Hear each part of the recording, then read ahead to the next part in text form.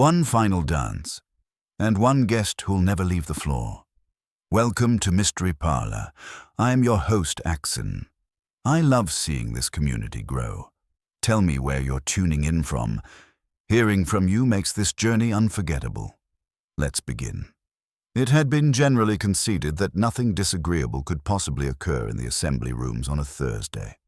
Thursdays were for Wade's School of Dancing, and Miss Wade did not permit disagreeableness, except when she herself found the matter morally instructive.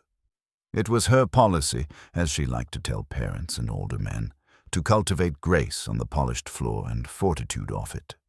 The floor and its polish were her two most expensive responsibilities.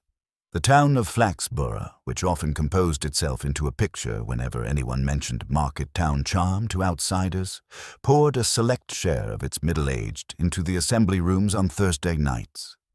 There they took off their sensible shoes in the cloakroom, dusted the soles with French chalk from a jar labeled with careful hand, French chalk for soling, and arranged their faces into expressions of light-hearted proficiency.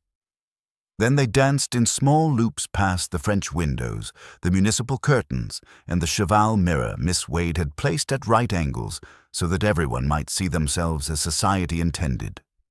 On this particular Thursday the spring weather was new and nervous, and had sent even the vicar out without his muffler. The lamps along the high street frayed warm light over the florists and the optician. The rumble from Worsdale's cleaners faded with closing time, and the assembly rooms collected its company as a water butt collects a shower. Miss Eglantine Wade was at the desk with a notebook that had started life as a ledger and become, under her efficient hand, a bulletin of dues, disappointments, and minor triumphs. She had the sort of presence that flourished in the vicinity of a dance timetable. Her hair was sternly shellacked into good behavior, and her dress of navy crepe was relieved by a brooch suggesting musical theory without committing to it. Alderman Pym arrived with his usual proprietorial air, leaning an elbow upon the desk as if Miss Wade's establishment were part of his municipal portfolio. "The committee sends its regards," he announced. "I'm in a mood to reverse in natural hold this evening." Mrs. Pym followed, depositing an evening bag of biblical proportions onto the desk. "Keep an eye, would you, Miss Wade? The clasps are trifle unreliable." Other arrivals included Reverend Mallow, who lowered himself morally into the notion of a foxtrot with admirable humility. Mr. Cyril Kemp from the music shop, whose stiff collar had been achieved without incident but whose cufflinks were having scruples. Mrs. Tukes, the sort of lady whose presence near a tea-urn made boiling water behave, and Mr. Humphrey Glossop, a retired bank manager who approached, dancing with the same methodical precision he had once applied to compound interest. Mr. Glossop was particularly animated this evening, having recently returned from what he described as a reconnaissance mission to Brighton's more progressive dance establishments. He had acquired, he informed anyone within earshot, several advanced techniques that would revolutionize the local standard of terpsichorean excellence. The piano, under Mr. Kemp's cautious administrations, selected an amiable foxtrot. People smiled and assumed borders with one another's dignity, beginning to move in cautious, widening eights. The evening proceeded with its usual rhythm of minor adjustments and major pretensions. At first, the only oddities was the way Mr. Kemp held his ear at the end of the first number, as if it had heard something unsuited to its upbringing. Then came the discovery that the French chalk had been tampered with. Someone had substituted salt or sugar, creating a floor with opinions about who should remain where. As couples struggled with their newly adhesive relationship to the parquet, Mr. Glossop took it upon himself to demonstrate one of his Brighton innovations. "The Continental Glide," he announced, positioning himself with theatrical precision. "Observe the elevation of the leading foot, the precise angle of the extended arm." He launched into what appeared to be a complex maneuver involving considerable rotation and an ambitious leap that would have challenged a man half his age and twice his agility. The sticky floor, however, had not been consulted about continental innovations. Mr. Glossop's leading foot, instead of gliding, adhered with the tenacity of a limpet. His ambitious leap became a graceless lurch, his extended arm a desperate windmill. The collision with the refreshment table was spectacular in its thoroughness. Teacups achieved brief flight, the urn expressed its disapproval through a geyser of steam, and Mr. Glossop himself came to rest in a position that suggested surrender to forces beyond his understanding. Dr. Warboys, who had been observing the continental glide with the professional interest of a man who specialized in the consequences of human optimism, was the first to reach the fallen dancer. His examination was brief but thorough. "Hard," he announced quietly to Miss Wade. "The excitement, the exertion, the altitude achieved. Sometimes the machinery simply protests." But as the doctor helped arrange Mr. Glossop into a more dignified position, he paused. There was something about the man's complexion, a faint discoloration around the lips that spoke of more than cardiac protest.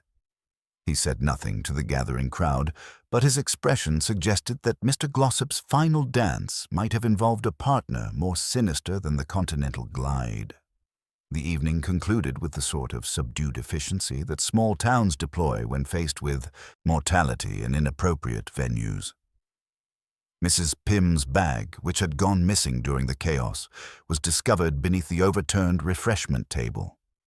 The silver heel trophy was found inexplicably relocated to a potted palm, as if someone had been rearranging the room's priorities. Miss Wade, after the last of the shaken dancers had departed, found a small dance card in the cloakroom.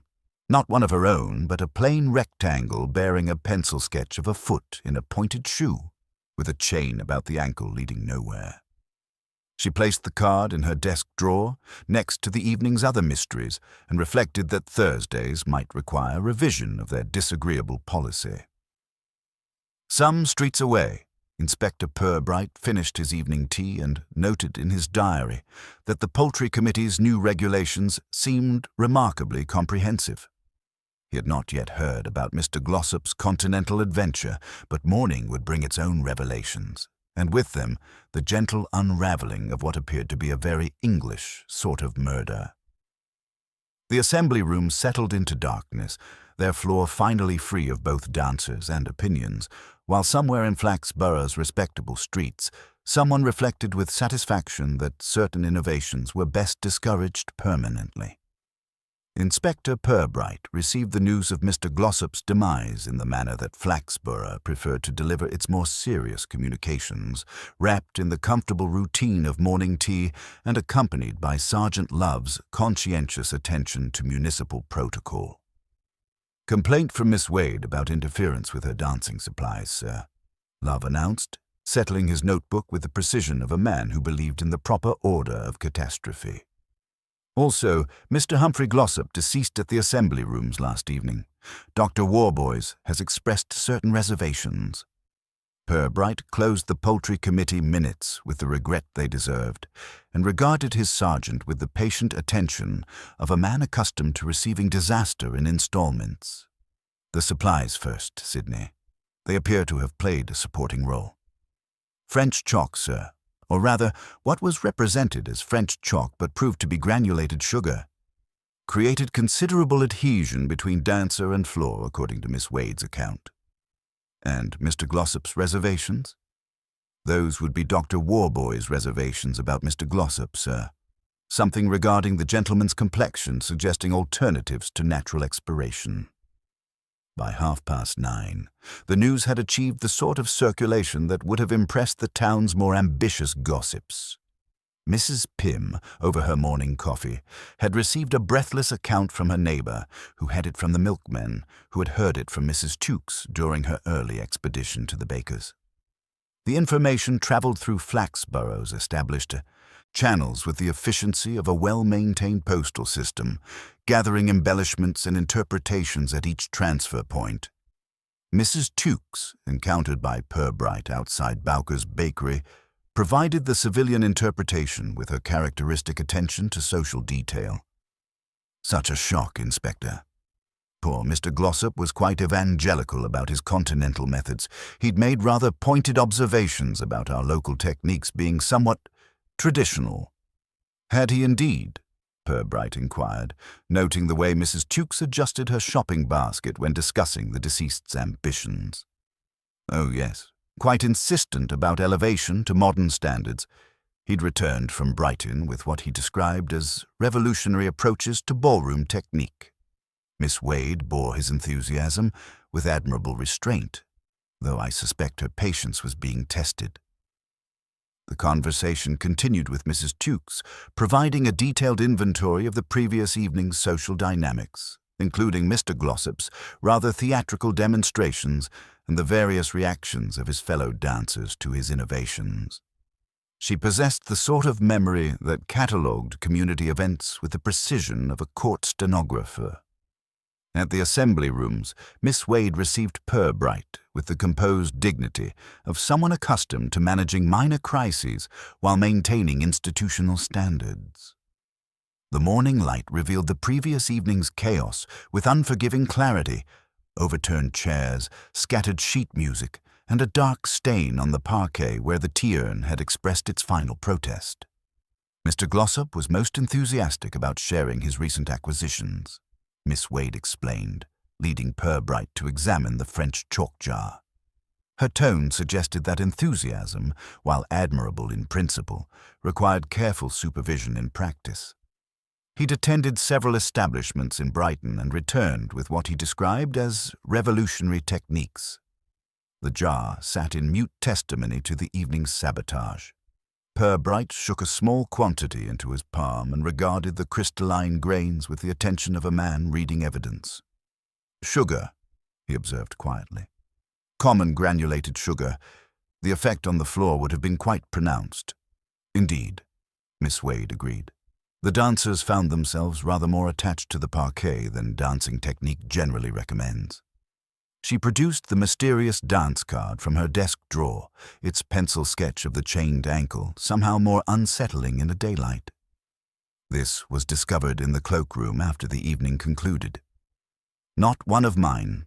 My cards are properly printed with the school's name and weekly schedule." Purbright examined the drawing with the careful attention of someone reading a message in an unfamiliar language. The chain led nowhere, except into the paper's blankness, which was often where such ornamental restraints concluded. Dr. Warboys arrived as they concluded their examination of the premises, his medical bag and grave expression suggesting official business rather than social call. His preliminary findings, delivered with characteristic precision, confirmed what his professional instincts had suggested the previous evening. "Digitalis," he announced quietly to Purbright. "The symptoms are quite distinctive once one knows what to observe. The faint cyanosis about the lips, the particular nature of the cardiac distress. The question, naturally, is how Mr. Glossop encountered such a substantial quantity." "In the tea?" Purbright suggested, as if inquiring after the weather in a town where it occasionally rained poison. "Possibly. The refreshment arrangements were somewhat disrupted during the excitement. Anyone with access to the service area could have administered it, though the timing would require careful calculation." Mr. Cyril Kemp discovered arranging sheet music at the piano with the careful attention of a man trying to restore order to chaos, provided another piece of the evening's puzzle. "I experienced a curious ringing in my left ear during the first number," he explained, his manner suggesting mild embarrassment at mentioning personal ailments. "Rather like a tuning fork struck too close to the head. Most peculiar." "Before or after Mr. Glossop's demonstration?" Purbright inquired. "Just before, I believe. The lower A was behaving argumentatively, and then came this odd sensation. Vanished as quickly as it appeared, but left one with a sense of wrongness." Back at the station, Purbright arranged the morning's discoveries with the methodical care of a man assembling a puzzle whose final picture remained unclear.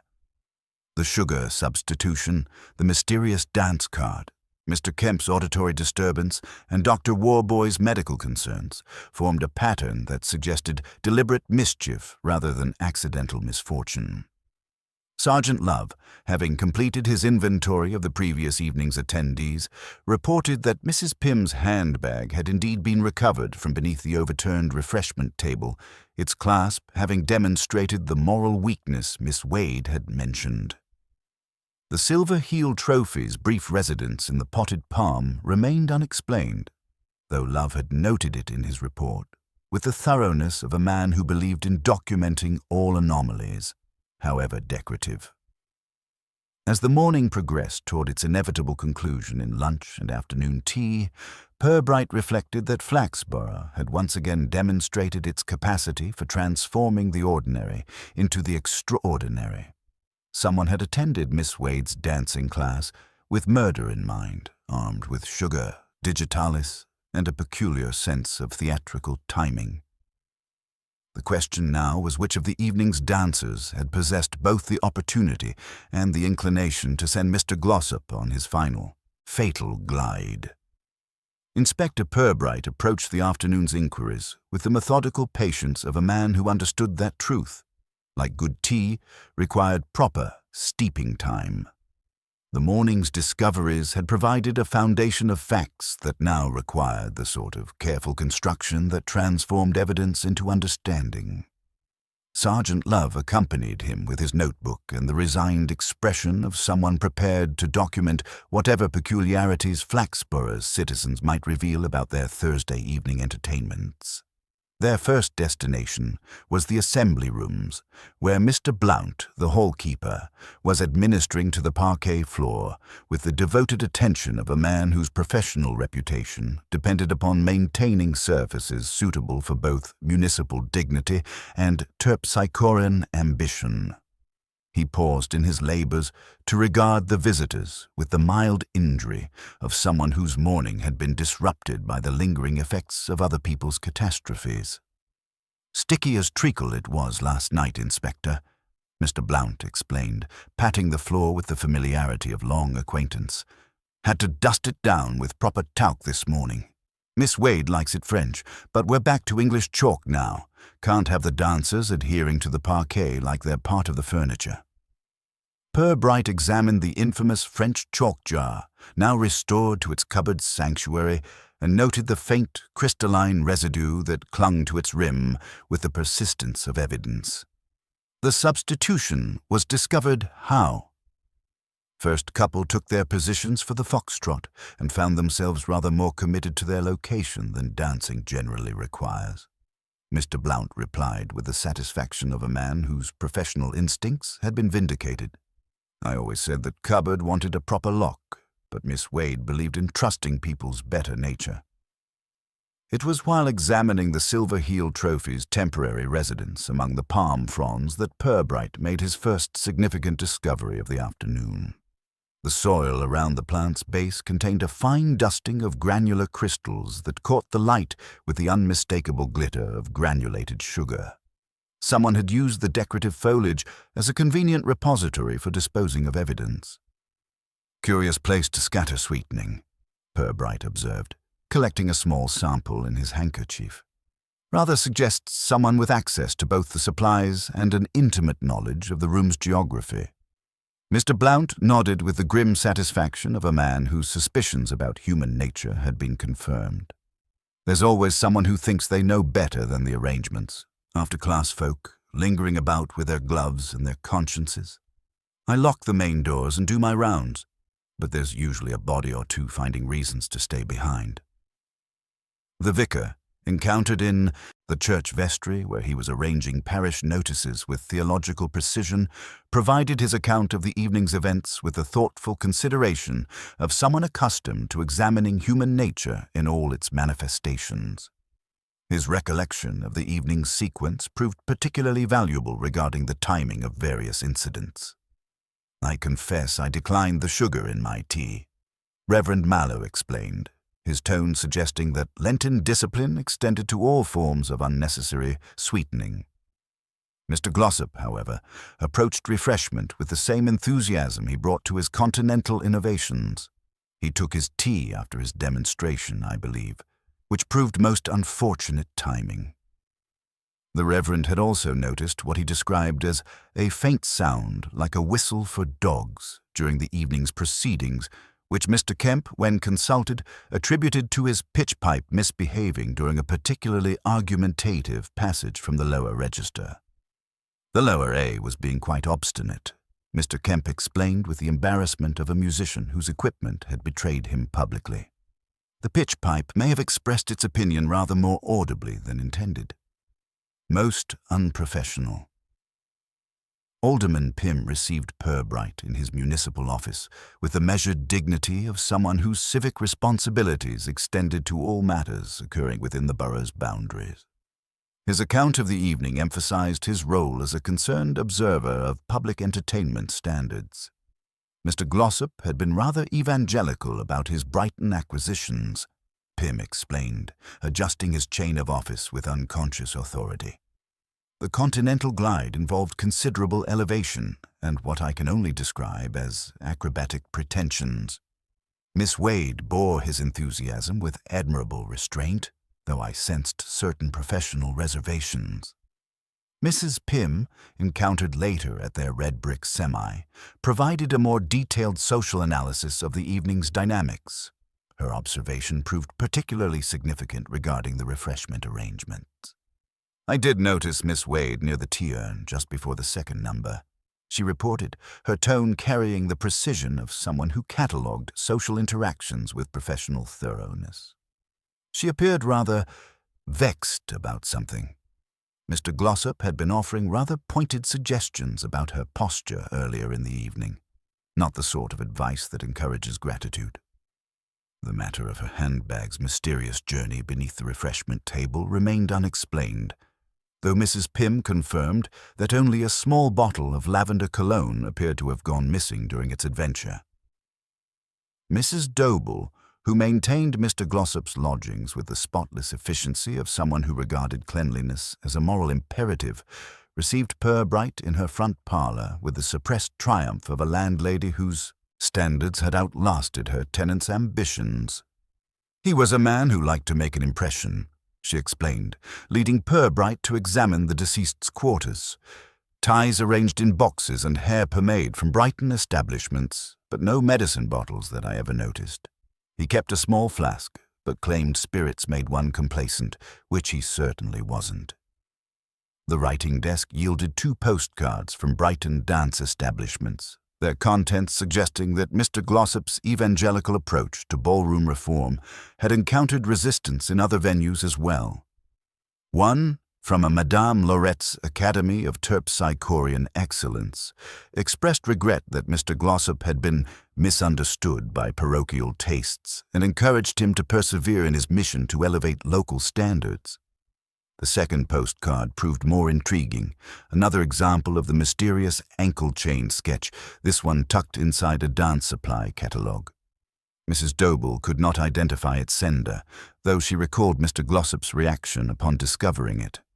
He laughed when he saw it and said some people would rather be dragged than led, she reported.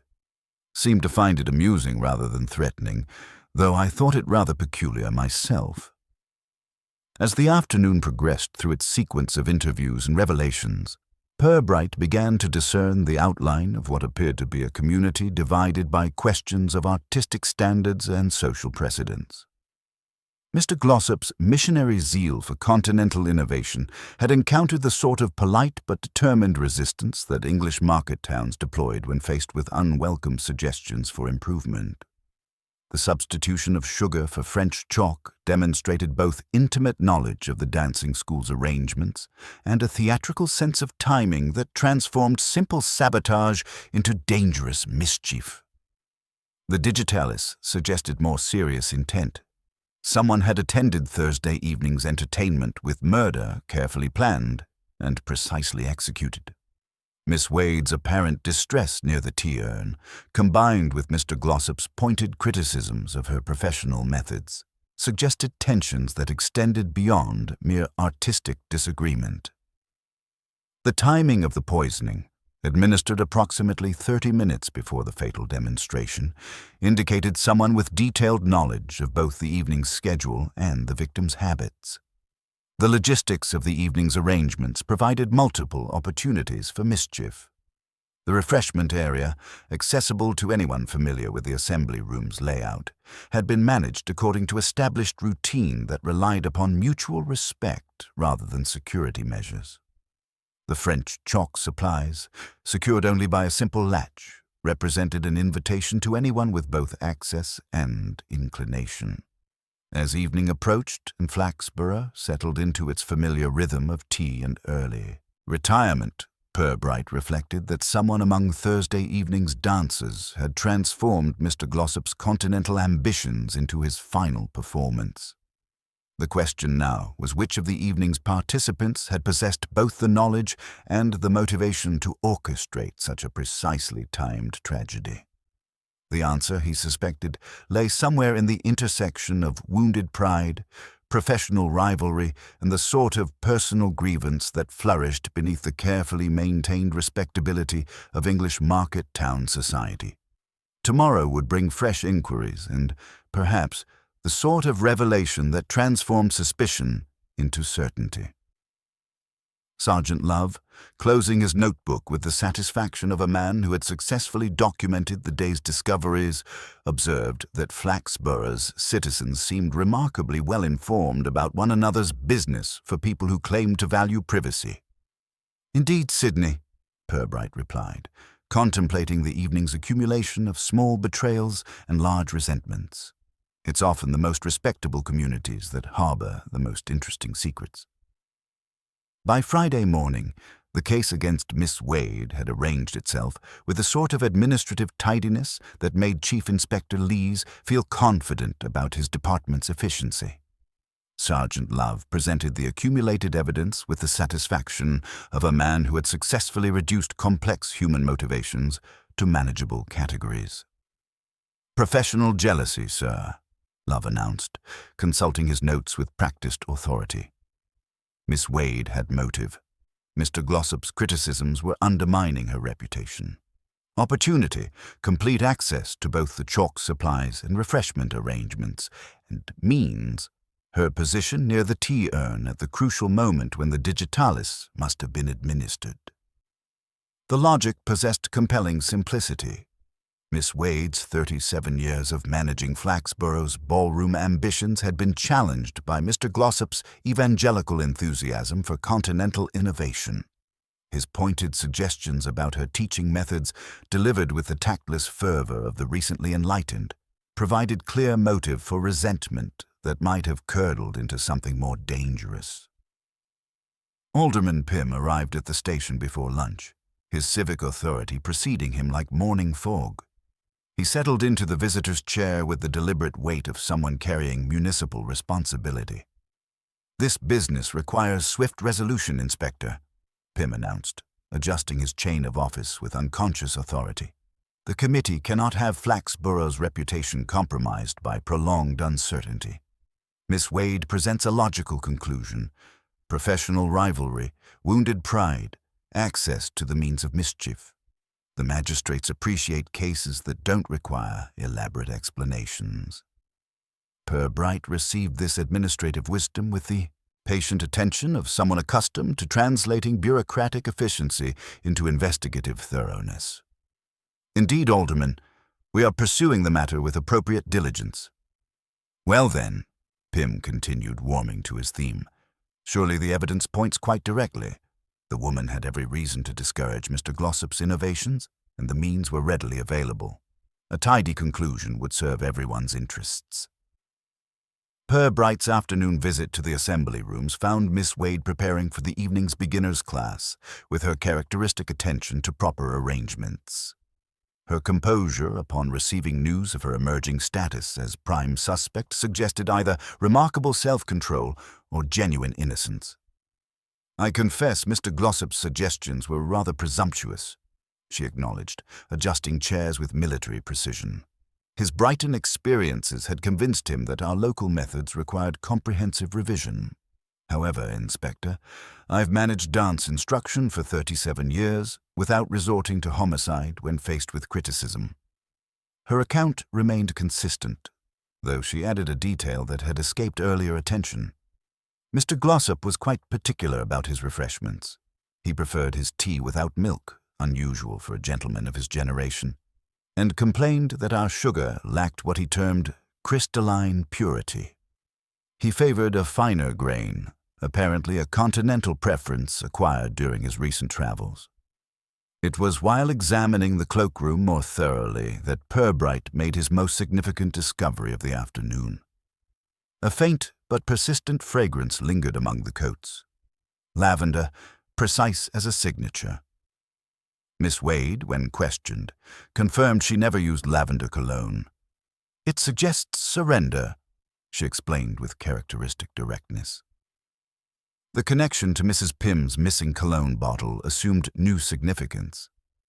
If the bottle had contained something other than lavender, perhaps a digitalis solution disguised as cologne, its temporary disappearance and subsequent recovery beneath the refreshment table suggested a more complex scenario than simple tea poisoning. Dr. Warboys, consulted about alternative methods of digitalis administration, confirmed that concentrated solutions could be absorbed through skin contact. Applied to clothing or personal effects, it would achieve the same fatal result while avoiding the risks of tampering with communal refreshments, he explained. Despite the logical completeness of the case against Miss Wade, Purbright found himself troubled by elements that refused to fit the neat narrative of professional rivalry. The theatrical nature of the crime, the sugar substitution creating chaos, while poison worked its slower destruction, suggested someone who enjoyed dramatic irony more than Miss Wade's straightforward character seemed to accommodate. The mysterious dance cards with their ankle-chain sketches remained unexplained by theories of wounded professional pride. The elaborate timing required for both the sugar substitution and the poison administration suggested someone with intimate knowledge of the evening's arrangements and a taste for complex mischief that seemed inconsistent with Miss Wade's direct approach to problem-solving. Moreover, the crime's ultimate effect, disrupting the dancing school's reputation and eliminating someone whose innovations might have attracted new students, seemed counterproductive for someone whose livelihood depended upon maintaining enrollment and community confidence. As evening approached and Flaxborough settled into its familiar rhythm of early tea and municipal contentment, Purbright reflected that obvious solutions, while administratively satisfying, often concealed more interesting alternatives. His experience with the town's subtler crimes had taught him to regard convenient suspects with the same suspicion he applied to convenient alibis. The ankle-chain sketches suggested someone who understood that the most effective restraints were often those that appeared to offer freedom while ensuring capture. Tomorrow would bring fresh inquiries and, perhaps, the sort of revelation that transformed obvious guilt into elaborate misdirection. Somewhere in Flaxborough's respectable streets, the real murderer reflected with satisfaction that official attention had focused exactly where careful planning had intended it should. Inspector Purbright allowed the pressure for Miss Wade's arrest to drift past him like a conversation in another room, audible but not requiring immediate attention. He had learned that obvious solutions, while administratively satisfying, often concealed the sort of elaborate mischief that flourished in communities where respectability served as both shield and weapon. His return to the assembly rooms on Saturday morning revealed details that had been overlooked during the initial excitement of discovery and official efficiency. The French chalk jar, restored to its cupboard sanctuary, bore a label that deserved closer examination. Miss Wade's handwriting, as demonstrated in her booking ledgers and weekly schedules, possessed the disciplined uniformity of someone who had spent 37 years reducing chaos to manageable categories. The chalk jar's label, however, displayed subtle but significant variations, a slightly rounder loop in the letter R, and a more assertive tail on the G that suggested a different hand entirely. Someone had taken the trouble to create a convincing but imperfect forgery, replacing Miss Wade's original label with one that would direct suspicion toward her when the sabotage was discovered. Mrs. Dobell's casual mention of Mr. Glossop's pre-departure routine introduced a troubling inconsistency into the established timeline.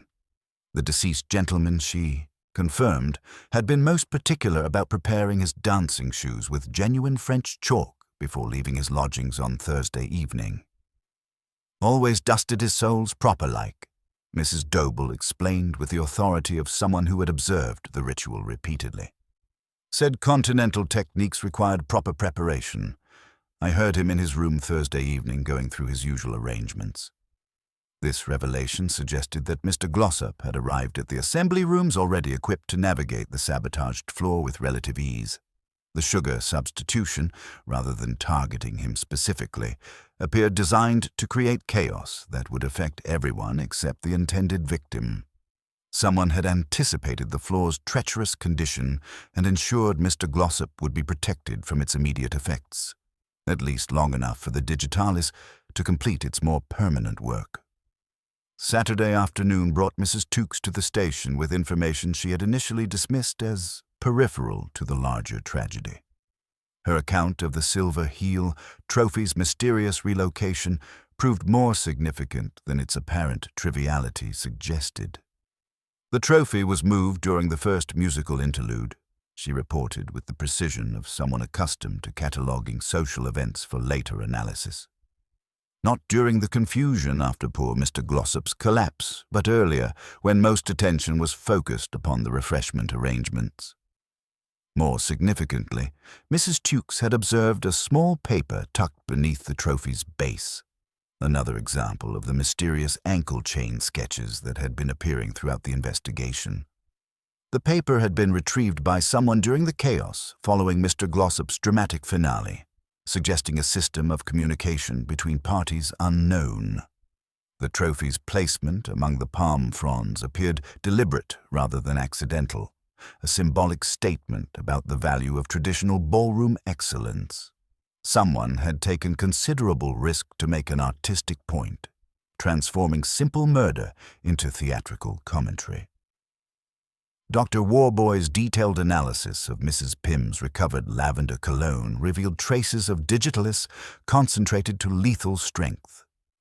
The bottle had been transformed into an elegant murder weapon, its contents capable of delivering fatal doses through skin contact alone. Applied to clothing or personal effects, the solution would achieve the desired result, while avoiding the complications of tampering with communal refreshments. Dr. Warboys explained with clinical precision. The lavender scent would disguise any medicinal odor from the digitalis extract.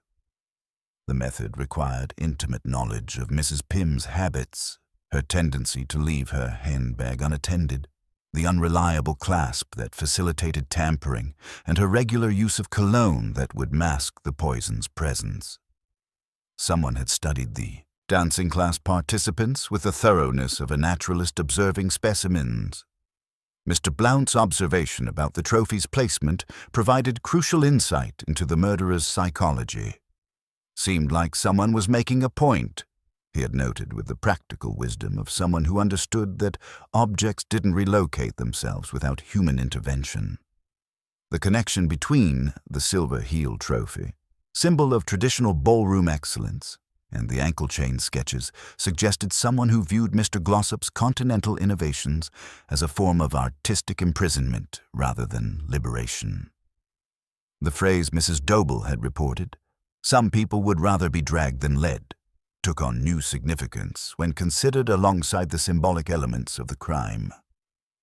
The revelation that multiple individuals had purchased lavender cologne from Bleak's chemist expanded the field of potential suspects beyond Miss Wade's obvious candidacy. Mr. Kemp's acquisition of cologne to maintain professional standards and Mrs. Pym's replacement of her adventuring bottle suggested a community where personal habits were well known and easily exploited. Reverend Mallow's casual mention of his foxglove border provided a potential source for the digitalis extract, though his claim that cologne was a distraction from carrying eternity lightly seemed to eliminate him as a suspect in the lavender-scented murder weapons preparation. As Saturday evening approached and Flaxborough settled into its familiar rhythm of early tea and municipal contentment, Purbright reflected that the crime was revealing itself to possess layers of complexity that extended far beyond simple professional rivalry. Someone had orchestrated Mr. Glossop's elimination using methods that demonstrated both sophisticated planning and a taste for symbolic irony. The elaborate timing required for the sugar substitution, the forged label, the protected victim, and the cologne weapon suggested someone with detailed knowledge of the dancing school's routines and the participants' personal habits. More significantly, the artistic elements, the trophy placement, the ankle chain imagery, the theatrical timing indicated a murderer who viewed the crime as a form of creative expression. The ankle chain sketches, with their suggestion of elegant restraint leading nowhere, seemed to represent the murderer's view of Mr. Glossop's continental ambitions. Someone had decided that his innovations constituted a form of cultural imprisonment and had responded with a liberation that proved permanently final. The case against Miss Wade, while administratively convenient, failed to account for the crime's sophisticated psychological elements. Her straightforward approach to problem-solving seemed inconsistent with the elaborate symbolism and theatrical timing that characterized the murder. Someone with a more complex relationship to artistic expression and social commentary had transformed the assembly rooms into a stage for an elaborate performance whose final act had concluded with Mr. Glossop's permanent retirement from terpsichorean evangelism. The question now was which of Thursday evening's participants possessed both the detailed knowledge and the artistic sensibility necessary to orchestrate such an elaborate crime. The answer, Purbright suspected, lay hidden beneath the respectable surface of Flaxborough's cultural community, waiting to be revealed by the sort of careful investigation that distinguished between obvious guilt and elaborate innocence. Tomorrow would bring fresh inquiries and, perhaps, the revelation that would expose the real murderer's identity behind the carefully constructed façade of community respectability.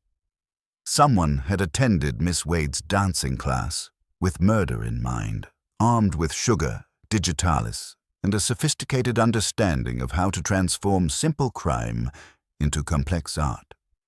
The silver heel trophy, restored to its proper place on Miss Wade's desk, seemed to regard the room with a satisfied expression of an object that had served purposes beyond its original design. Somewhere in Flaxborough's respectable streets, the real murderer reflected with satisfaction that official attention remained focused exactly where careful planning had intended it should. Sunday morning brought Flaxborough's citizens to their various devotions with the punctual regularity of people who understood that moral obligations, like municipal rates, required consistent attention.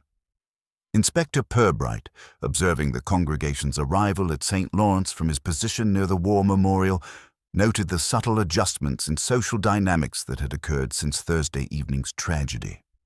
The obvious case against Miss Wade, while administratively satisfying, had begun to reveal gaps that troubled Purbright's methodical approach to human mischief. Saturday's discoveries suggested someone with more complex motivations and sophisticated methods than simple professional jealousy would accommodate. The forged label, the protected victim, and the theatrical elements pointed toward a mind that viewed murder as a form of artistic expression. Sergeant Love's morning expedition to Bleak's chemist yielded information that expanded the field of potential suspects considerably. Mr. Bleak received them with the compound politeness of a man who believed any inquiry might lead to custom, his shop redolent with carbolic respectability and the persistent fragrance of lavender that seemed to permeate half the town's personal habits. The ledger, produced from beneath a counter as glossy as a good conscience, recorded small expenditures that had supported the town's needs and vanities with impartial diligence. Mrs. Pym's regular purchases of lavender cologne were documented with commercial precision, but she was not the only customer with such refined preferences. "Mr. Kemp occasionally favors our lavender preparation," Mr. Bleak explained, running a finger down the ruled columns. "Claims the assembly room's electric lighting draws unpleasant odors from the air. Professional standards, he says." The chemist's tone suggested mild skepticism about the relationship between cologne and musical excellence. More significantly, the assistant, a nervous young woman whose pince-nez treated her nose as a temporary acquaintance, recalled a cash purchase on Thursday afternoon. A lady with gloves asked about removing sugar from suede without marking. Bought a soft brush and cleaning spirit. She inquired specifically about our lavender cologne, though she didn't purchase any that day. Minerva Press occupied a civilized corner between parish notices and political aspirations, where Mr. Harby presided over ink-stained truths with the melancholy of one who had learned that great revelations rarely required italic emphasis. His confirmation of the mysterious dance card's origin provided crucial insight into the murderer's preparation. "Those plain blanks aren't mine, Inspector," Harby explained with the authority of someone who took pride in proper typography. "I print Miss Wade's cards with a nice bevel and sober font. But someone did request use of my guillotine on Thursday afternoon, claimed it was for school raffle stubs. Paid for a minute of blade time and left behind a soft lead pencil." The scrap of paper he had discovered bore the familiar ankle chain sketch, confirming that the mysterious cards were being produced locally with deliberate intent. "The person hummed while working," Harby added with the precision of someone who catalogued such details. "That tango, jealousy. Wore ladies' gloves, too neat for garden work." Mr. Cyril Kemp discovered arranging sheet music in his cottage parlour with the careful attention of a man trying to restore order to chaos, provided insight into the depth of Mr. Glossop's capacity for causing offence. His account revealed wounds that extended beyond the simple embarrassment of a misbehaving pitch pipe. Mr. Glossop had rather strong opinions about musical interpretation. Kemp explained, his professional pride clearly smarting from remembered criticism. He suggested my rustic approach lacked the verve and precision demanded by continental forms, implied my ear for pitch was less than perfect. Said my lower A was a shade flat, which is a professional insult of considerable magnitude. The organist's hands trembled slightly as he demonstrated the pitch pipe's mechanism, revealing how sugar crystals had been deliberately introduced to create the evening's auditory distraction. "The timing was quite precise," he admitted. "The malfunction occurred exactly when attention needed to be diverted from other activities." Mrs. Pym received Purbright in her front parlour with the composed dignity of someone who had spent the weekend reconsidering Thursday evening's events in light of subsequent revelations. Her account of Mr. Glossop's social presumptions revealed the sort of accumulated resentment that flourished beneath Flaxborough's respectable surface. "He once suggested that my foxtrot lacked fluidity," she reported with the controlled indignation of someone whose social standing had been questioned. He had the audacity to comment on Alderman Pym's overly vigorous leading, claiming it verged on the authoritarian. "My husband, Inspector, is a man of considerable presence, not a dance instructor's puppet."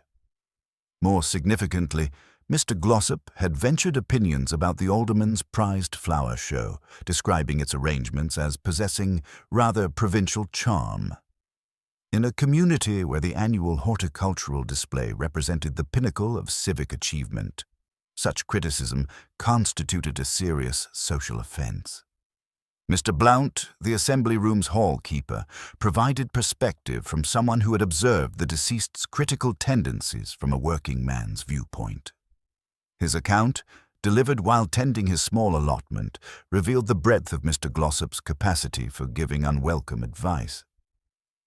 "Always improving things he was," Blount explained with the resigned irritation of someone who had endured repeated suggestions for betterment.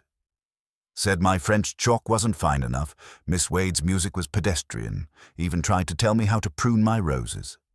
A man who knew nothing of soil or seasons but had opinions about everything."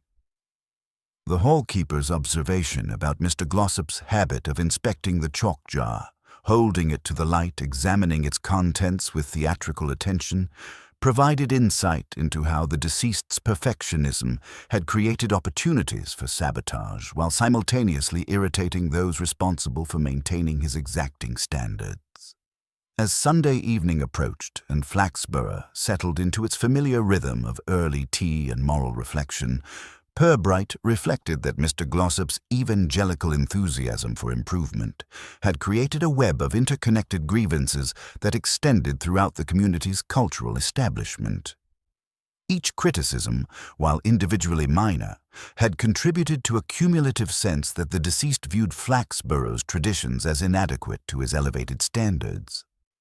The ankle chain sketches, viewed in this context, suggested someone who saw Mr. Glossop's innovations not as liberation but as a form of cultural imprisonment, an attempt to shackle local traditions to continental pretensions that would ultimately destroy what they purported to improve. The murderer had possessed detailed knowledge of the community's habits and vulnerabilities, using this information to orchestrate a crime that eliminated the threat while making an artistic statement about the value of traditional excellence. The elaborate timing, the symbolic elements, and the theatrical presentation all pointed towards someone who viewed murder as a form of creative expression. Miss Wade's announcement that the assembly rooms would reopen Monday evening for a memorial practice provided an opportunity for observation that Purbright intended to exploit. The gathering would bring together all the participants from Thursday evening's tragedy, creating conditions where careful observation might reveal the truth beneath Flaxborough's carefully maintained respectability. The question now was which of the community's wounded citizens had possessed both the knowledge and the artistic sensibility necessary to transform personal grievance into elaborate revenge. The answer, Purbright suspected, lay hidden among the accumulated resentments and wounded pride that Mr. Glossop's critical enthusiasm had scattered throughout Flaxborough's cultural landscape. Somewhere in the town's respectable streets, the murderer reflected with satisfaction that official attention remained focused on obvious suspects, while the true architect of Thursday evening's tragedy continued to enjoy the community's trust and sympathy. Monday's memorial practice would provide the final act in a performance that had begun with sugar, poison, and the sort of artistic vision that transformed simple murder into complex commentary on the relationship between tradition and unwelcome innovation. Monday evening's memorial practice transformed the assembly rooms into a stage where grief and suspicion performed an uncomfortable duet. The participants, who had witnessed Mr. Glossop's final continental demonstration, gathered with the subdued formality of people who understood that tragedy required appropriate observances, even when the deceased had been notably critical of their terpsichorean efforts. Miss Wade presided over the arrangements with her characteristic attention to proper protocol, though Purbright noted the subtle tension in her movements as she prepared for an evening that would inevitably revive Thursday's unpleasant memories. The French chalk had been restored to its proper composition, the refreshment table bore only water and plain biscuits, and the silver heel trophy maintained its dignified position with the sort of determined respectability that objects assume when they have witnessed more than their original purpose intended.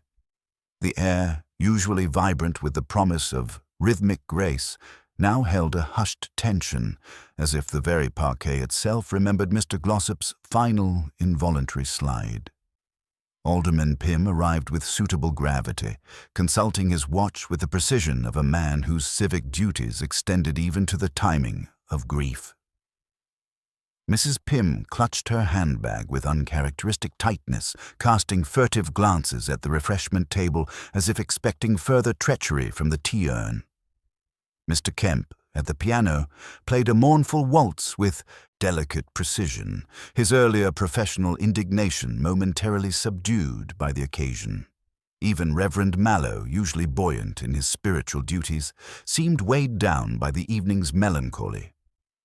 The purpose of the gathering, as Miss Wade had explained, was to reaffirm the enduring spirit of ballroom dancing in Flaxborough. a sentiment that managed to be both defiant and deeply poignant. A small symbolic gesture was planned. The silver heel trophy would be placed on the central pedestal as a silent tribute to all who had striven for terpsichorean excellence. As Mr. Blount carefully carried the polished trophy from Miss Wade's desk toward the waiting pedestal, his foot encountered a barely visible patch of residual sugar near the central floor rosette. The slight slip caused the trophy to wobble precariously. When he regained his balance, the sudden jolt dislodged the trophy's lid. From within the hollow silver cup, 3 small objects tumbled onto the gleaming parquet floor with the quiet authority of evidence presenting itself for examination. The first was a miniature rosebud, flattened and dried, its crimson now a muted maroon that spoke of careful preservation between the pages of memory. The second proved even more curious, a tiny musical note carved from dark wood, its lower curve bearing a subtle imperfection that echoed Mr. Kemp's earlier complaint about his argumentative lower A. Beneath these relics lay another ankle chain sketch, this one more finely detailed than previous examples, the chain appearing impossibly delicate, yet undeniably present. The discovery prompted Purbright to examine Mr. Kemp's pitch pipe with renewed attention. The instrument, which had misbehaved so dramatically during Thursday evening's opening number, revealed its secret under careful scrutiny. The interior bore traces of a fine crystalline residue that Dr. Warboys, summoned from his position near the French windows, identified with clinical precision. Digitalis powder mixed with a dispersing agent, the doctor announced quietly. When the instrument was used, the particles would become airborne, directed toward whoever stood nearest the piano during the evening's opening performance. Mr. Kemp's face achieved the pallor of a man who had unknowingly participated in murder. The malfunction I experienced, that peculiar ringing sensation, was caused by inhaling the particles myself, he realized with horrified fascination. But I was not the intended victim. The positioning during Thursday's first foxtrot placed Mr. Glossop directly in the path of the poison dispersal. The revelation prompted Mrs. Pym to approach Purbright with information that had been troubling her conscience throughout the weekend. "I must confess to a deception, Inspector," she announced with the determined honesty of someone who had wrestled with moral obligation and found it victorious. Her account revealed that she had discovered the tampering with her cologne bottle upon arriving Thursday evening. The familiar weight altered, the scent somehow medicinal beneath its lavender disguise. Rather than report the discovery immediately, she had concealed the evidence beneath the refreshment table, fearing complications that might implicate her in the evening's tragedy. "I realize now that my attempt at discretion may have impeded the investigation," she admitted, with the composed dignity of someone accepting responsibility for well-intentioned error. The symbolic objects discovered within the trophy created a narrative that transformed Mr. Glossop's elimination into comprehensive artistic commentary.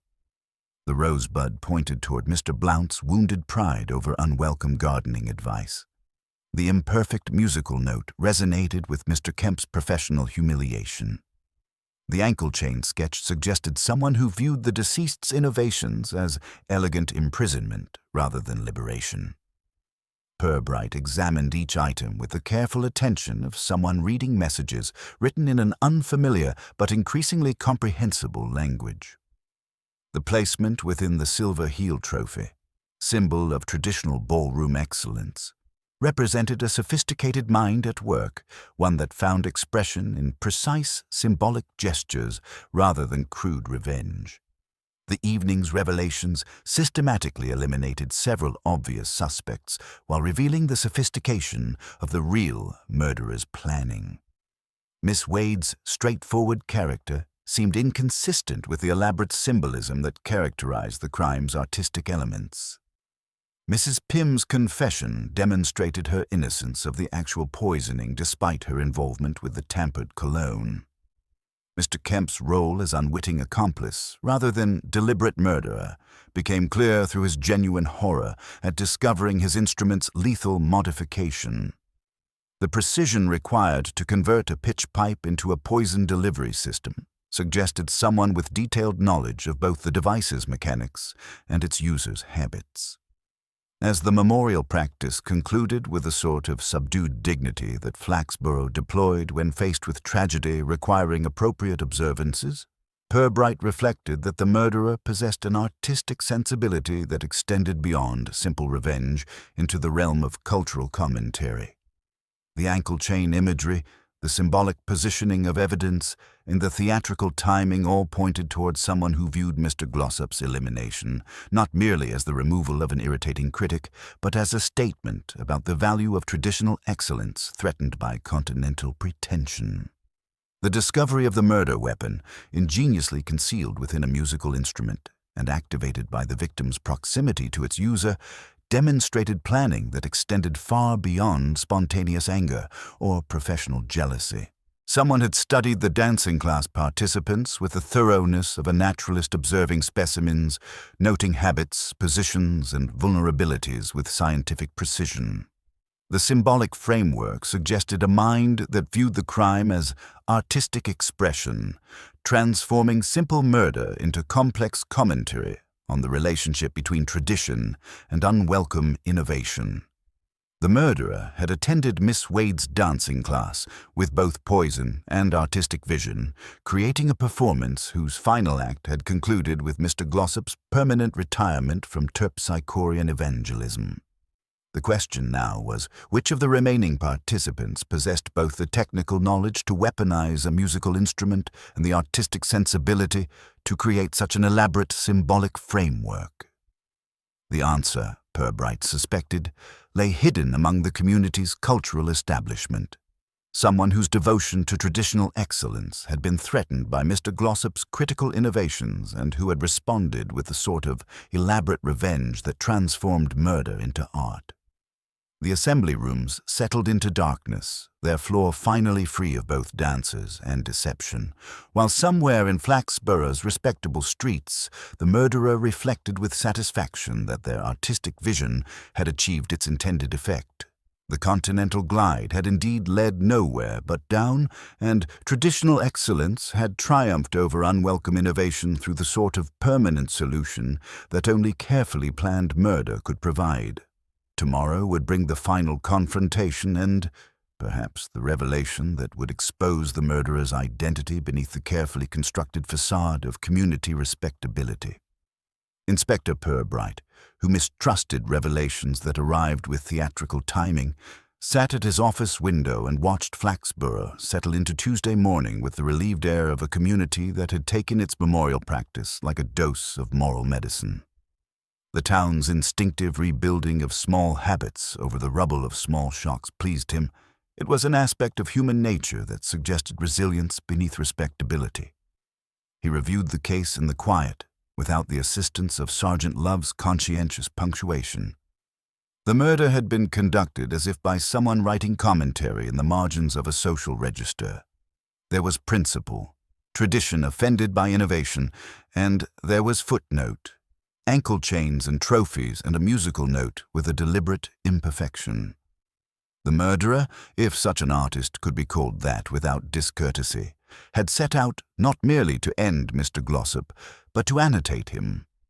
The acts arranged themselves in sober sequence before Purbright's methodical mind.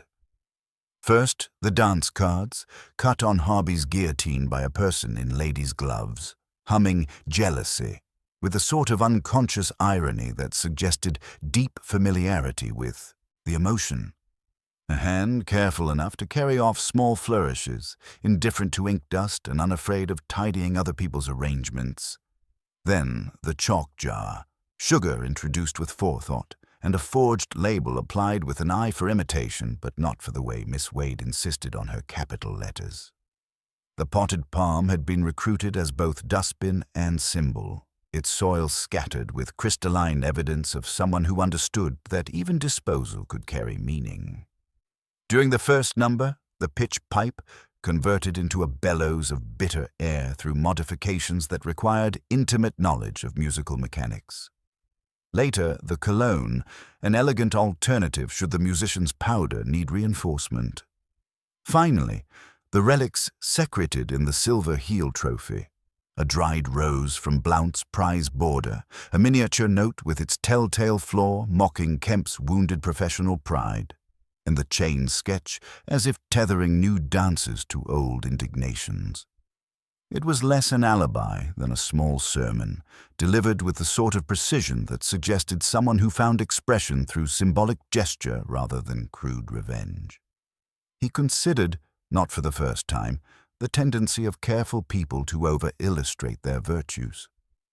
A straightforward soul, urged to homicide by rage alone, did not generally pause to whittle a crotchet or seek advice about removing sugar from suede beforehand.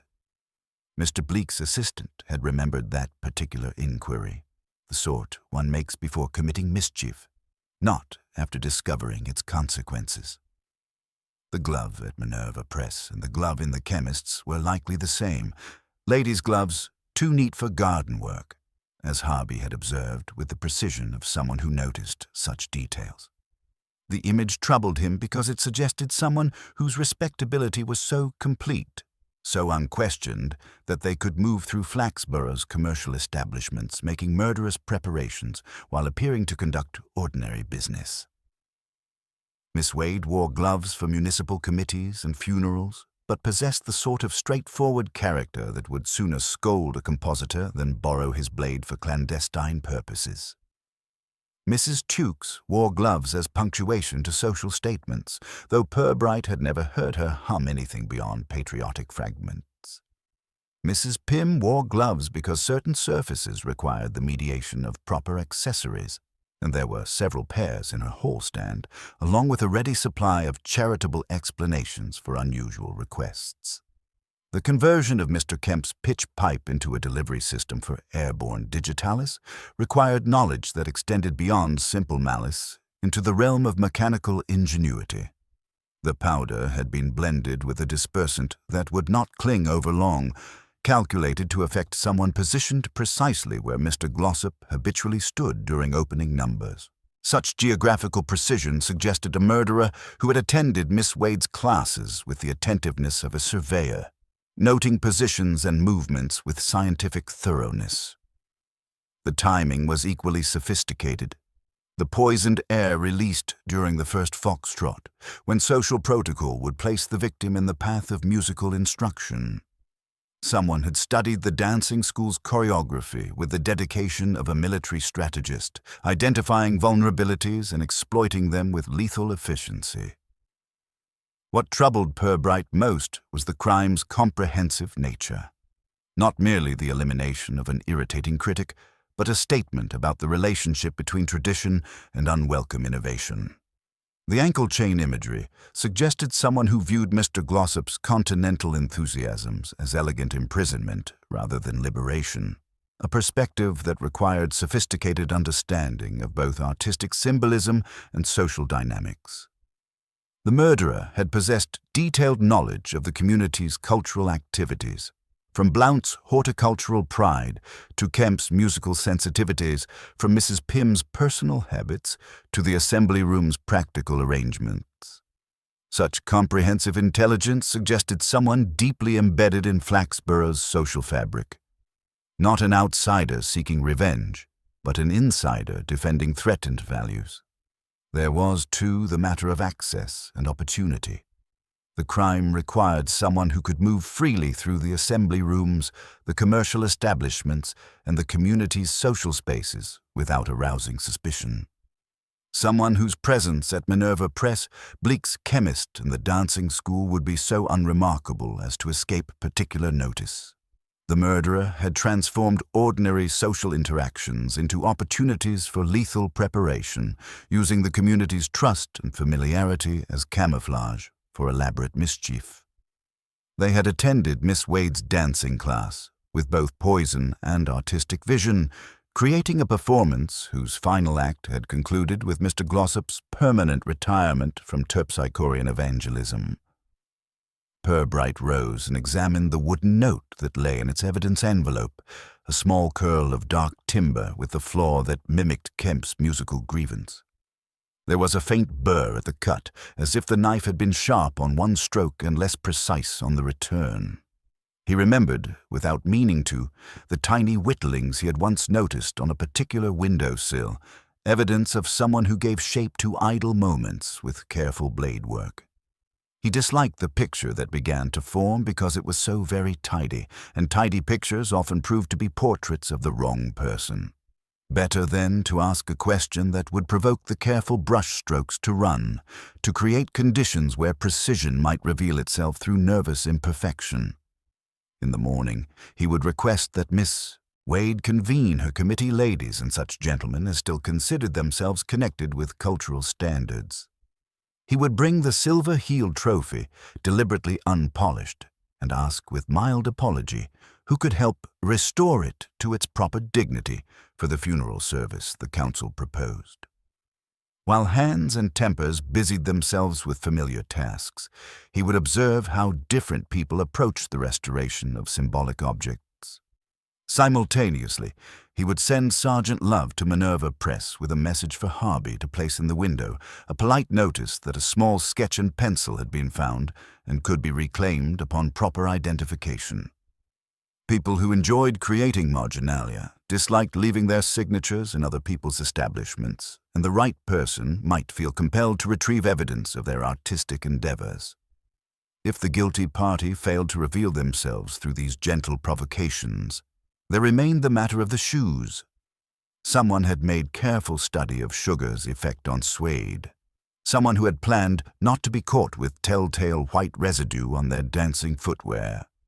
A small, innocent request, would those who had danced Thursday kindly bring their shoes for Miss Wade's proposed cleaning reimbursement, might prompt the sort of hesitation that transformed suspicion into certainty.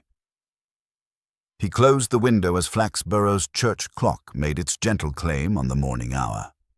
Somewhere in the town's respectable streets, a murderer whose sense of artistic form might yet compel a final flourish continued to move through familiar routines, confident that careful planning had created perfect camouflage among the community's cultural establishment.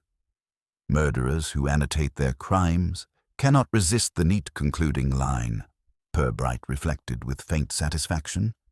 He only hoped they would write it where he could read it, in a hand that would finally match the careful forgeries and symbolic sketches that had transformed Mr. Glossop's continental ambitions into his final, fatal performance.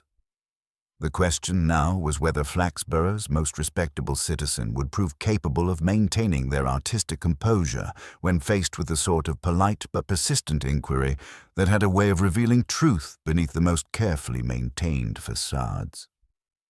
Inspector Purbright approached Wednesday morning's experiment with the methodical patience of someone who understood that guilt, like silver tarnish, required the proper polish to reveal its true character. The assembly rooms had been arranged to accommodate what Miss Wade described as an emergency session of the Cultural Preservation Committee, a body whose very existence suggested Flaxborough's determination to maintain standards in the face of continental disruption. The silver-heeled trophy sat upon Miss Wade's desk, deliberately dulled and bearing the faint residue of fingerprint, powder, as if official attention had left its mark upon municipal pride. Purbright had requested assistance in restoring the trophy's dignity for Thursday's memorial service, a task that would require both technical skill and intimate familiarity with the object's particular requirements. The participants arrived with the punctual dignity of people who understood that civic duty extended to the restoration of symbolic objects, even when those objects had recently served as repositories for murderous evidence. Mrs. Pym entered with her characteristic attention to proper arrangements, carrying a small leather case that suggested professional preparation for domestic challenges. "I've brought proper silver polish and soft cloths," she announced with the authority of someone accustomed to maintaining household treasures to exacting standards. "The trophy's construction requires careful attention. The lid mechanism is quite delicate, and the engraved base needs specific treatment to avoid clouding." Her intimate knowledge of the trophy's construction struck Purbright as remarkably detailed for someone whose involvement should have been limited to admiring its annual presentation. She handled the object with unconscious familiarity, lifting the lid with practiced ease and examining the interior with the sort of thorough attention that suggested previous, private acquaintance. The inner surface accumulates tarnish as well, Mrs. Pym observed, her fingers moving with unconscious precision around the hollow space where symbolic objects had recently been concealed. One must ensure complete restoration. Hidden imperfections have a way of affecting the overall appearance. As Mrs. Pym worked, Purbright noted the subtle confidence of her movements, the way she avoided certain areas while attending to others with particular care.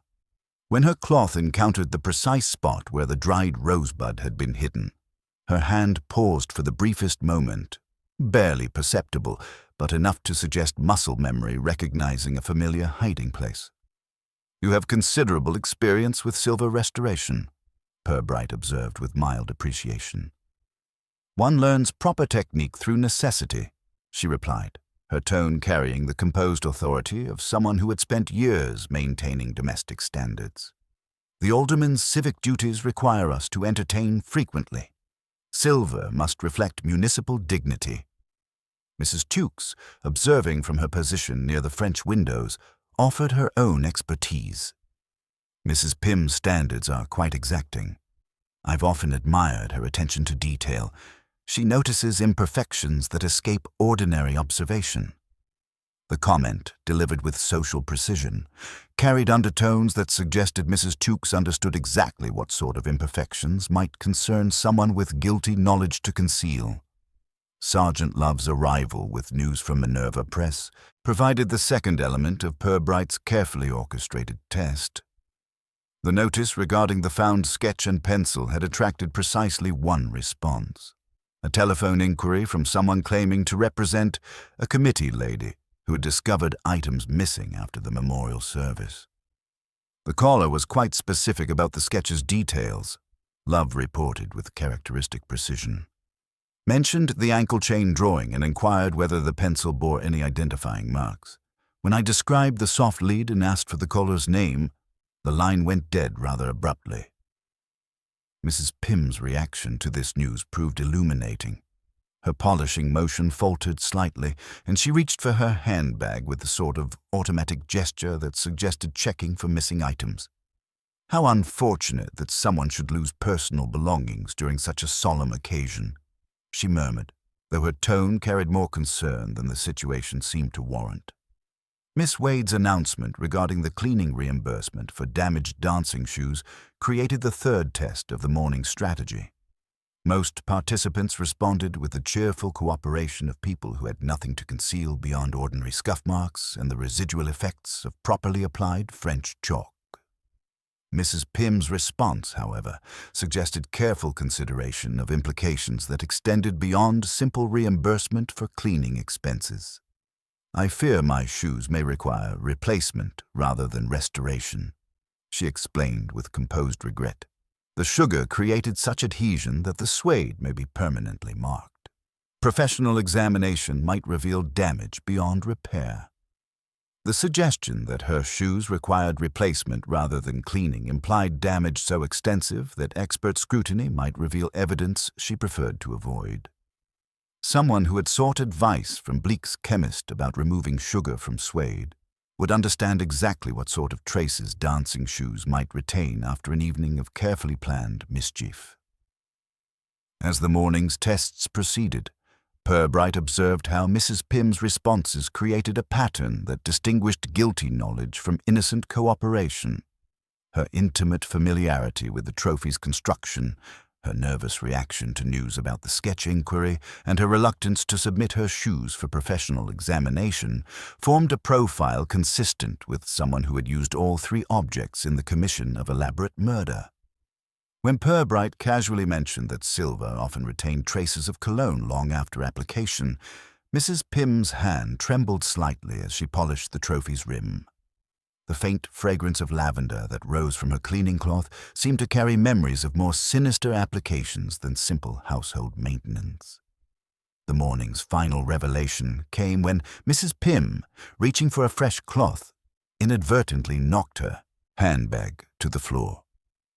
Among the scattered contents, Purbright glimpsed a small pencil, soft lead, precisely sharpened, and a folded paper that bore the familiar outline of an ankle-chain sketch. Her haste to retrieve these items, combined with her explanation that they were parish raffle materials, suggested artistic endeavors that extended beyond charitable activities. "You draw, Mrs. Pym?"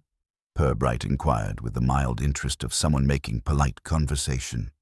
"Merely decorative sketches for committee work," she replied, though her tone carried the defensive precision of someone whose artistic activities had acquired unwelcome significance. "Nothing of particular merit, simple illustrations for parish notices and social announcements."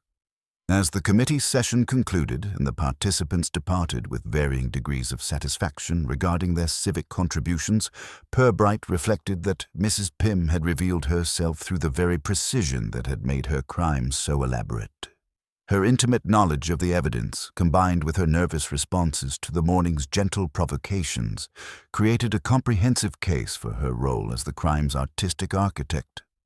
The silver heel trophy, restored to lustrous dignity through her expert attention, seemed to regard the assembly rooms with the satisfied expression of an object that had served purposes beyond its original design. Mrs. Pym's unconscious familiarity with its construction, her knowledge of the hiding places within its hollow interior, and her nervous reaction to questions about missing sketches and damaged shoes created a pattern that transformed suspicion into certainty. The morning's careful tests had achieved their intended purpose, revealing the murderer's identity through the sort of polite but persistent inquiry that distinguished guilty sophistication from innocent cooperation. Mrs. Pym possessed both the cultural position to move freely through Flaxborough's establishments and the artistic sensibility to transform murder into elaborate commentary on the relationship between tradition and unwelcome innovation. As Flaxborough settled into its familiar rhythm of afternoon tea and municipal contentment, Purbright prepared for the final confrontation that would either confirm his carefully constructed case or require him to seek truth among the community's other cultural guardians. But the morning's revelations had provided compelling evidence that Mrs. Pym had attended Miss Wade's dancing class with both poison and artistic vision, transforming Mr. Glossop's continental ambitions into his final, fatal performance. The question now was whether she would maintain her composed dignity when faced with direct accusation, or whether the sort of polite but inexorable pressure that had revealed her involvement would prompt the confession that would complete her elaborate artistic statement. Tomorrow would bring the eyes-eye confrontation that would transform careful planning into inevitable justice, revealing the full scope of a murder that had been conducted as much for artistic expression as personal revenge. Somewhere in Flaxborough's respectable streets, Mrs. Pym reflected with diminishing satisfaction that her carefully orchestrated performance was approaching its final act, one that might prove less amenable to artistic control than the elaborate deception that had preceded it. Inspector Purbright chose Thursday afternoon for what he privately considered the most delicate conversation of his career. The Pym residence received him with its customary municipal dignity, though Mrs. Pym's greeting carried a subdued quality that suggested she had spent the intervening hours preparing for inevitable revelations. She led him to the front parlour, where afternoon light filtered through lace curtains onto furniture arranged to suggest both comfort and unshakable respectability. "I wondered when you might call, Inspector," she said, settling into her chair with the composed dignity of someone who had always understood that artistic statements sometimes required personal accounting. Yesterday's committee session was quite illuminating, though perhaps not in the way Miss Wade intended. Purbright accepted the offered tea with the courtesy of someone who understood that even the most serious conversations required proper civilized framework. Mrs. Pym's hands remained steady as she poured, though he noted the way she avoided meeting his eyes directly, a small adjustment in social protocol that spoke of internal calculations of considerable complexity. "Your familiarity with the silver heel trophy proved quite remarkable yesterday," Purbright observed, settling his teacup with deliberate care, the sort of intimate knowledge that suggests previous, private acquaintance with its construction and particular requirements for proper maintenance. Mrs. Pym regarded him with the steady attention of someone who had spent the night rehearsing explanations for anticipated questions. One notices details when one cares about proper standards, Inspector. The trophy represents Flaxborough's commitment to cultural excellence.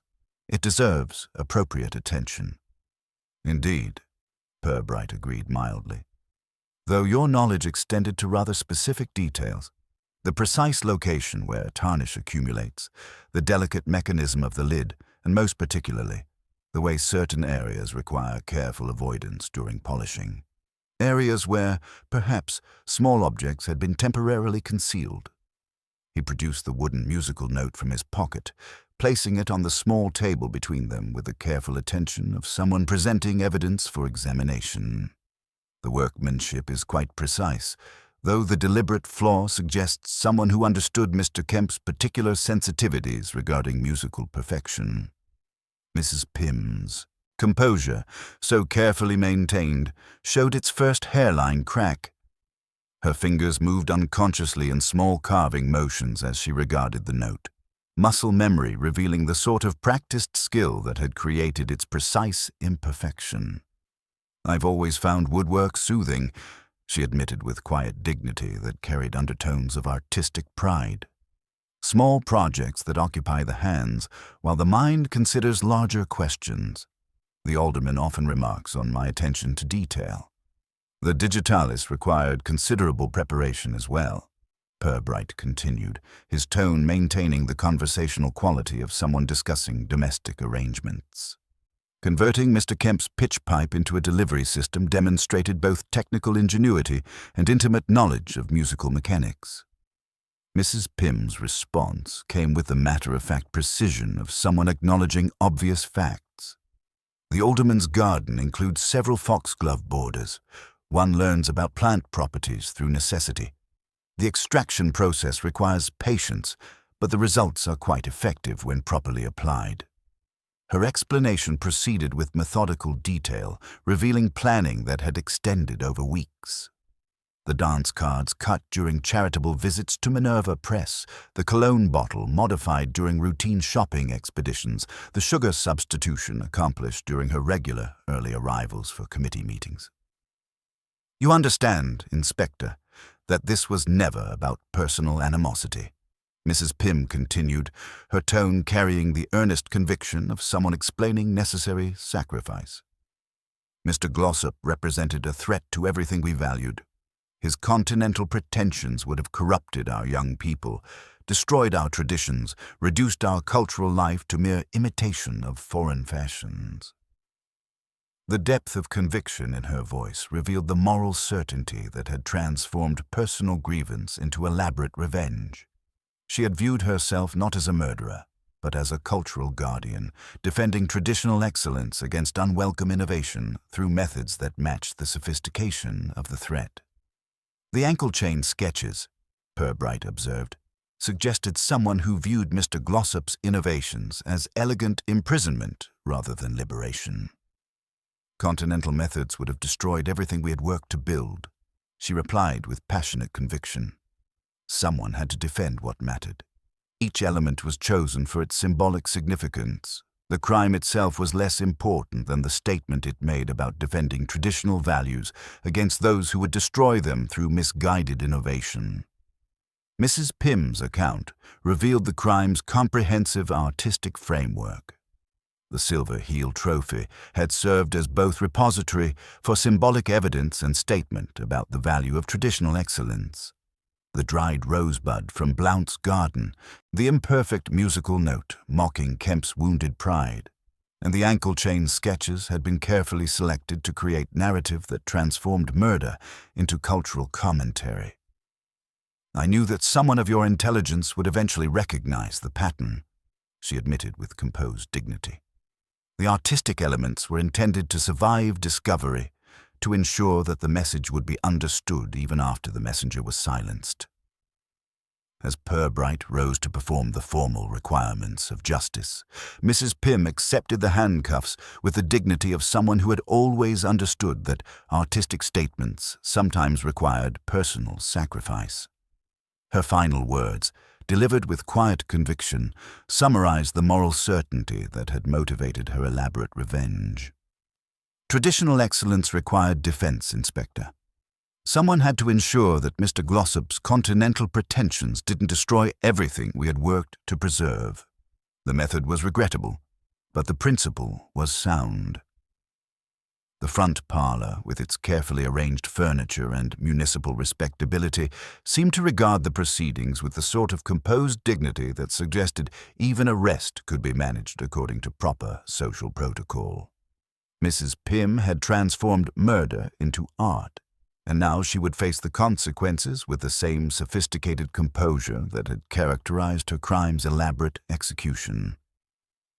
Outside, Flaxborough continued its familiar rhythm of afternoon tea and civic responsibility, while inside the red brick semi, justice completed its methodical work with the sort of polite efficiency that distinguished English law enforcement from more theatrical alternatives. The case of Mr. Glossop's continental ambitions had reached its penultimate moment, though the cultural questions it raised would require one final chapter to achieve proper resolution. Inspector Purbright completed his final report with the methodical satisfaction of a man who had successfully reduced elaborate mischief to manageable categories. Mrs. Pym's confession had provided the sort of comprehensive explanation that administrative efficiency required, though he suspected the cultural questions it raised would trouble Flaxborough's collective conscience long after the legal proceedings concluded. The trial proceeded with the dignified efficiency that English justice deployed when faced with crimes that defied simple categorization.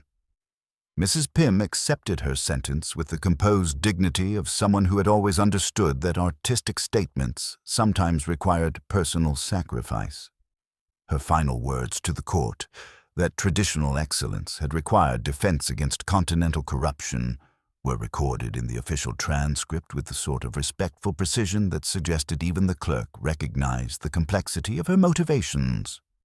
Flaxborough absorbed the scandal with the characteristic resilience of a community that had learned to process moral complexity through the established channels of committee meetings and carefully worded announcements. Alderman Pym resigned his civic positions with a brief statement expressing confidence in British justice while acknowledging that his wife's methods had exceeded acceptable boundaries. He departed for residence with a sister in Bournemouth, taking with him the silver heel trophy, which the Assembly Rooms Committee had voted to retire permanently in recognition of its service beyond original design specifications. The Flaxborough Clarion published a thoughtful editorial on the relationship between cultural preservation and acceptable methods, concluding that while Mrs. Pym's concerns had been understandable, her solutions had been regrettably extreme. The piece, written with the sort of balanced judgment that avoided taking sides while gently discouraging similar initiatives, was widely admired for its diplomatic handling of difficult moral territory. Miss Wade reopened her dancing school the following Thursday with a memorial practice that focused exclusively on traditional English forms. The Continental Glide was quietly removed from the curriculum, along with other innovations that might suggest unwelcome foreign influence on local terpsichorean standards. Her announcement, "Dancing proceeds, standards prevail," was printed in her characteristic unadorned style and posted with the sort of determined dignity that suggested lessons had been learned about the relationship between artistic ambition and community harmony. Mr. Kemp replaced his pitch pipe with a tuning fork, explaining to anyone who inquired that progress had refined the old instrument out of existence. His musical interpretations acquired a conservative quality that suggested professional trauma had reinforced natural inclinations toward established methods. He confided to Purbright, during a chance encounter at the Assembly Rooms, that he slept better knowing his instrument could no longer be converted into an agent of unwelcome innovation. Dr. Warboys found himself briefly famous in medical circles for his analysis of the crime's sophisticated methodology. His paper on botanical toxicology in amateur hands was well received by colleagues who appreciated both the technical innovation and the moral implications of such creative applications of horticultural knowledge. He privately expressed relief that Flaxborough's citizens seemed unlikely to require regular expertise in detecting airborne plant poisons. 6 months after the trial, the Assembly Rooms hosted its annual presentation evening with traditional ceremony that emphasized continuity over innovation. Miss Wade presented certificates to students who had achieved competence in established forms, while carefully avoiding any suggestion that current standards might benefit from foreign improvement. The refreshment arrangements featured only English tea served without ceremonial complexity, and the floor was maintained with domestic chalk that required no special labeling or security arrangements. The evening proceeded with the sort of dignified predictability that suggested the community had rediscovered appreciation for familiar excellence over ambitious innovation. Couples moved through established patterns with renewed respect for traditional forms, while the absent continental glide was neither mourned nor mentioned. Inspector Purbright attended in his official capacity, observing the proceedings with quiet satisfaction that justice had been achieved without destroying the cultural institutions it had been designed to protect. The dancers moved with unconscious grace through familiar routines, their feet finding the rhythms that had served previous generations with satisfactory results. As the evening concluded, and Flaxborough settled into its familiar rhythm of early tea and municipal contentment, Purbright reflected that Mrs. Pym's elaborate statement had achieved its intended effect despite the personal costs of its artistic execution. Traditional values had been reaffirmed, foreign innovation had been discouraged, and the community had demonstrated its commitment to cultural preservation through methods that, while extreme, had proven remarkably effective in focusing collective attention on what mattered most. The case files, properly organized according to established procedures, contained evidence of a crime that had been conducted with sophisticated planning and symbolic precision. Mrs. Pym had transformed murder into cultural commentary, using poison and artistic vision to create a performance whose final act had concluded with Mr. Glossop's permanent retirement from terpsichorean evangelism. Back at his desk the following morning, Purbright found the Poultry Committee's revised regulations waiting with the patient persistence of administrative duty.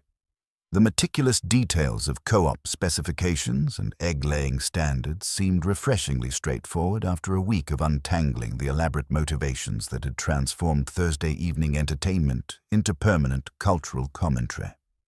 He reflected that Flaxborough had once again demonstrated its capacity for absorbing moral complexity while maintaining the surface respectability that made small-town life possible. Mrs. Pym's artistic vision had been acknowledged, her methods condemned, and her underlying concerns quietly incorporated into the community's renewed commitment to traditional excellence. In his diary, beneath an entry about the Poultry Committee's determination to maintain standards through proper oversight, he wrote, "Dancing school matter concluded. Murder by cultural conviction. Note, artistic temperament requires careful observation when combined with access to botanical knowledge and strong opinions about foreign innovation." The Assembly Rooms settled into their familiar routine of Thursday evening entertainment, their floor finally free of both continental ambition and the sort of elaborate mischief that had temporarily transformed municipal recreation into moral battlefield. Somewhere in Flaxborough's respectable streets, citizens reflected with quiet satisfaction that traditional excellence had triumphed over unwelcome change, though the methods of that triumph would continue to provide material for thoughtful conversation over tea and committee meetings for years to come. Inspector Purbright closed his files and returned to the routine paperwork of municipal law enforcement, confident that justice had been served, while aware that the questions raised by Mrs. Pym's elaborate revenge would continue to influence Flaxborough's approach to innovation and tradition long after the legal proceedings had concluded. The town's characteristic ability to absorb scandal while maintaining respectability had once again proven equal to the challenge of processing complex moral territory through the established channels of civilized discourse and administrative efficiency.